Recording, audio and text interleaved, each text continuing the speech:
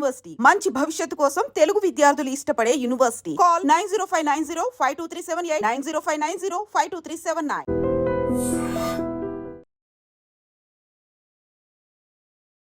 Hi hello నమస్తే, welcome back to our channel. నేను మీ వైషు. ఈ మధ్యకాలంలో పెళ్ళి అనగానే ఆల్మోస్ట్ అబ్బాయిలు బాగా భయపడుతున్నట్టున్నారు. అంటే ఆవిడ వెళ్ళిపోయినా పర్లేదు, మమ్మల్ని చంపకుండా ఉంటే జాలయ్యా, ఎక్కడో దగ్గర తీసుకెళ్ళి చంపేస్తున్నారు, అసలు పెళ్ళే వద్దు అనే ఆలోచనలోకి వచ్చేస్తున్నారు. సో పెళ్లి చేసుకునే ముందు లీగల్గా అబ్బాయిలకి ఏమైనా తెలుసుకుంటే బాగుంటుంది, ఇలాంటి రైట్స్ మాకు ఉన్నాయంటే మేము జాగ్రత్తగా పెళ్లి చేసుకోవచ్చు అనే విషయాలు ఏమైనా ఉన్నాయా? ఈ విషయం గురించి మాట్లాడడానికి ఈరోజు నాతో పాటు అడ్వకేట్ నరేష్ గారు ఉన్నారు. సార్తో మాట్లాడదాం. హలో అండి. హలో అండి. నమస్తే. నమస్తే. సో పెళ్ళి అసలు ఎందుకులే పెళ్ళి అనే రోజులకు వచ్చేసారు. బట్ అయినా కూడా చేసుకోవాలి అనుకుంటే అబ్బాయిలకి ఎస్పెషల్లీ ఏమైనా లీగల్గా రైట్స్ ఉన్నాయా? అవును ఇలా ఉంది, సో నేను ఈ విషయంలో నన్ను నేను కాపాడుకోవచ్చు, అలాంటి రైట్స్ ఏమైనా ఉన్నాయా?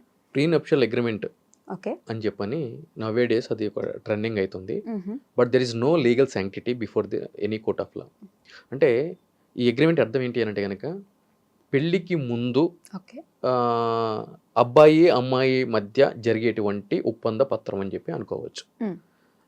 ఎందుకోసము అని అంటే కనుక నవ్వే డేస్ ఏం జరుగుతుంది అని అంటే కనుక మ్యారేజ్ చేసుకున్న తర్వాత ప్రధానంగా ఎక్స్ట్రా మ్యారిటల్ అఫైర్స్ వల్ల, దాని తర్వాత వాళ్ళకి కావాల్సినటువంటి లైఫ్ స్టైల్ ప్రొవైడ్ చేయకపోవడం చేత వీళ్ళు ఎక్స్పెక్ట్ చేసినటువంటి లైఫ్ స్టైలు, అదేవిధంగా మిగిలిన ఇతర కారణాల వల్ల ఏం జరుగుతుంది అని అంటే కనుక ఈ వైవాహిక జీవితం అనేది ముందుకు సాగకుండా పోవడం చేత ఆ కోపాన్ని ఏ విధంగా తీయాలో తెలియక ఆబ్వియస్లీ ఆడవాళ్ళకి అనుకూలంగా కొన్ని చట్టాలు ఉన్నాయి అనేది అంగీకరించవలసిన నిజం కాబట్టి మొదటగా ఏం చేస్తారు అని అంటే కనుక వీళ్ళు అడిగిన డిమాండ్స్, అంటే అమ్మాయి అబ్బాయి ముందు పెట్టిన డిమాండ్స్ అబ్బాయి గనక ఒబే చేయకపోతే, ఒప్పుకోకపోతే ఇమ్మీడియట్లీ ఏం చేస్తారు, ఈ యొక్క చట్టాలు ఎవరైతే గనక నిజమైన బాధితుల కోసం చేయబడ్డ చట్టాలు ఉన్నాయో వాటిని తమకి అనుకూలంగా వాడుకొని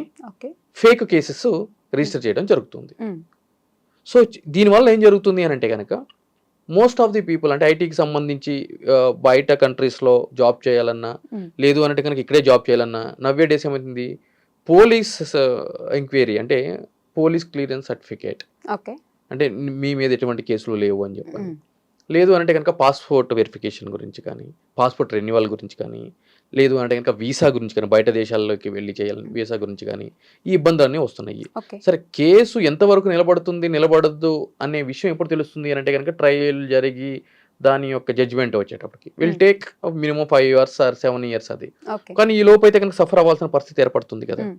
సో వీటిలన్నిటికి భయపడి ఏం చేస్తున్నారు అని అంటే కనుక అమ్మాయి పెట్టే యూనిలేటరల్ డిమాండ్స్ ఏవైతే ఉన్నాయో వాటిలన్నిటికీ కూడా సిద్ధపడి పోతే పోయినాయి అన్నీ అని చెప్పని ఇవన్నీ వదిలించేసుకుని కట్టుబట్టలతోటి బయట దేశాలకు వెళ్ళి బతకడమో, లేదంటే వేరే దగ్గరికి వెళ్ళడం బతకడం లాంటివి జరుగుతూ ఉన్నాయి.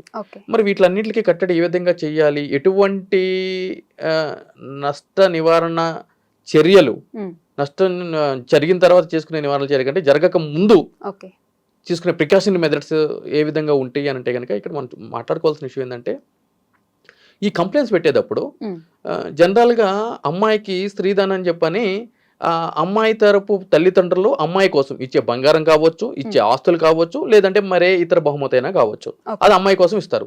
అది కట్నం కింద పరిగణించబడదు. కానీ వీళ్ళు ఏం చేస్తారు అని అంటే కనుక మేము పెళ్ళప్పుడు మమ్మల్ని ₹1,00,00,000 డిమాండ్ చేశాడు, మేము ₹1,00,00,000 ఇచ్చాము.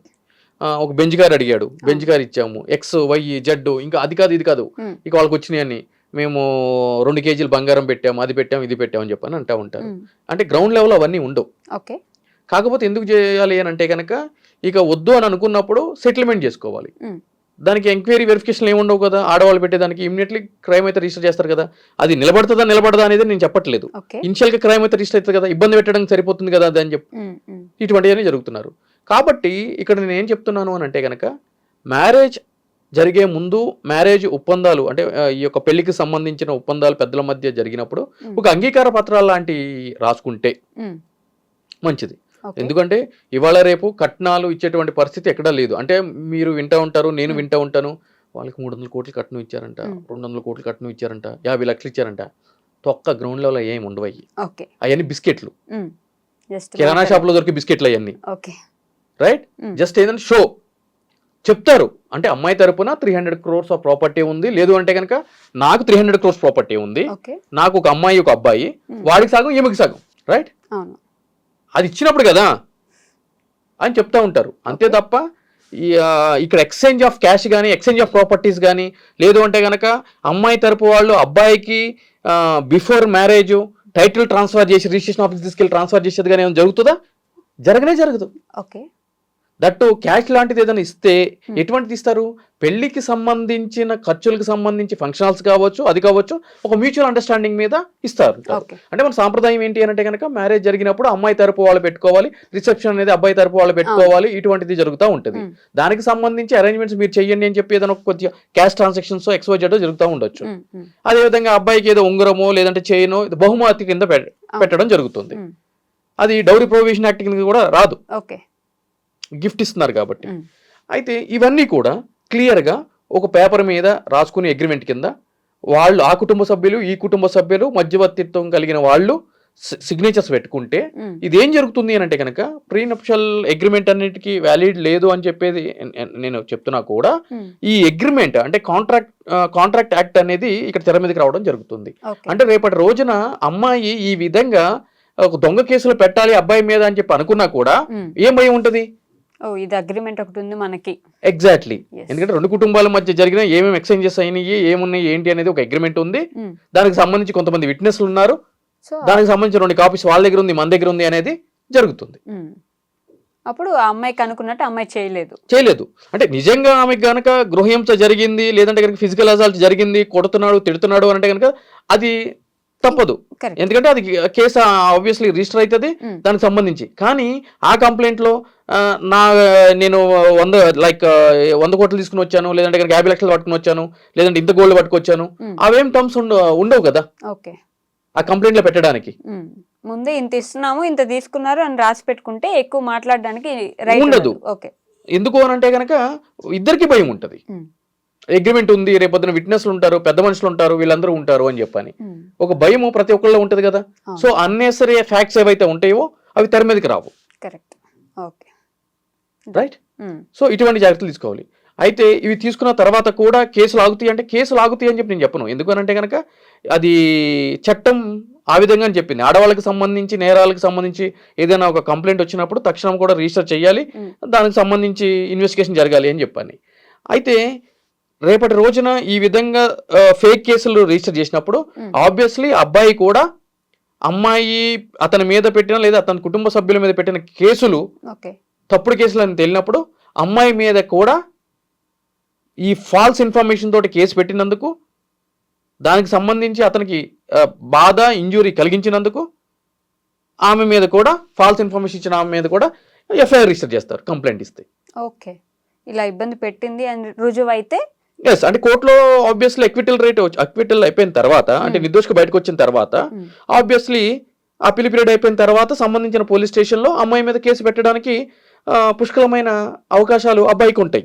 అబ్బాయి కుటుంబ అదే తల్లిదండ్రులు కానీ ఆ కేసులో ఎవరైతే నిందితులుగా ఉన్నారో వాళ్ళందరికీ కూడా. అదే విధంగా జరిగిన ఈ యొక్క డిఫేమేషన్ ఏదైతే ఉందో దానికి సంబంధించి కూడా వాళ్ళు సర్టెన్ అమౌంట్స్ తోటి క్లెయిమ్ చేసుకోవచ్చు కాంపన్సేషన్ కింద. అదేవిధంగా క్రిమినల్ డిఫేమేషన్ కేసులు కూడా రిజిస్టర్ చేయడానికి అవకాశం ఉంది అబ్బాయిలకు సంబంధించి. సో పెళ్లి చేసుకోవాలనుకున్నప్పుడు ముందే ఇట్లాంటి అగ్రిమెంట్స్ పెట్టుకుంటే better. Exactly. Okay, right, done. Thank you అండి. Thank you.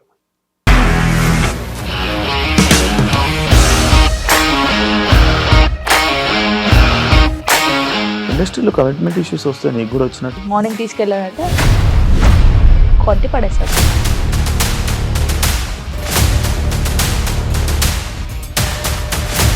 ఒక్కళ్ళు కూడా చూడలేదు ఈ సినిమా అని చెప్పడానికి కూడా చాలా ధైర్యం కావాలి. అది నిజం కదా, దాంట్లో ధైర్యం ఏంటి? ఇది నెక్స్ట్ డే ప్లేట్ మార్చేస్తే తప్పు కదా. As of now we are comfortable this అని నేను అనుకుంటున్నాను. రష్మిక గారిది మీది ఒకే ఊరు అంట కదా. నీకు కోపం వచ్చిందంటే బాగా తిట్టేత్తరా? తిట్టేద్దామండి. నిజంగా గేమ్ ని ఎలా చేంజ్ చేయగలిగారు? ఏపీఎస్ఎఫ్సి వాళ్ళకి 6 నెలల్లో నేను 6 లక్షలు కట్టా. బిజినెస్ చేయాలనుకుంటే it is as difficult as riding a tiger.